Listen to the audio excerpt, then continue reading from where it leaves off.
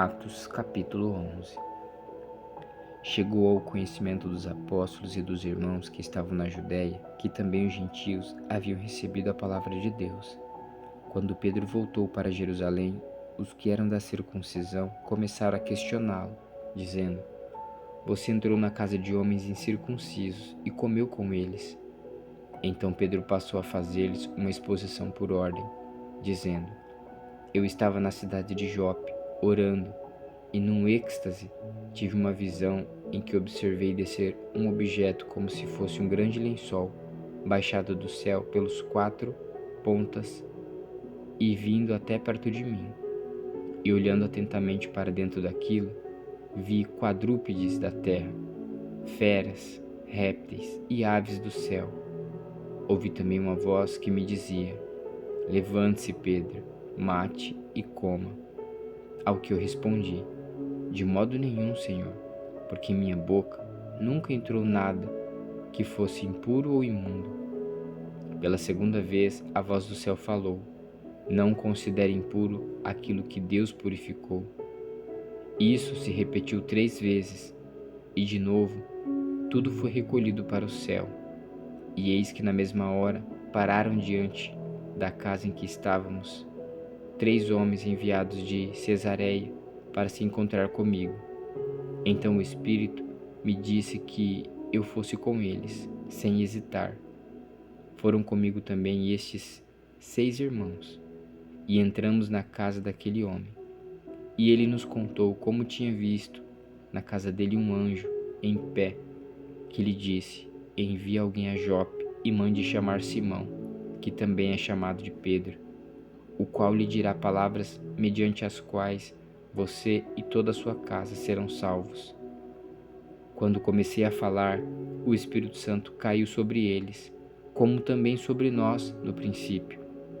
Então me lembrei da palavra do Senhor quando disse: João, na verdade, batizou com água, mas vocês serão batizados com o Espírito Santo.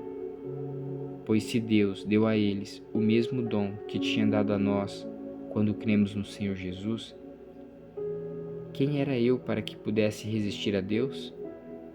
Quando os demais ouviram isso, acalmaram-se e glorificaram a Deus, dizendo: Então também os gentios Deus concedeu arrependimento para a vida.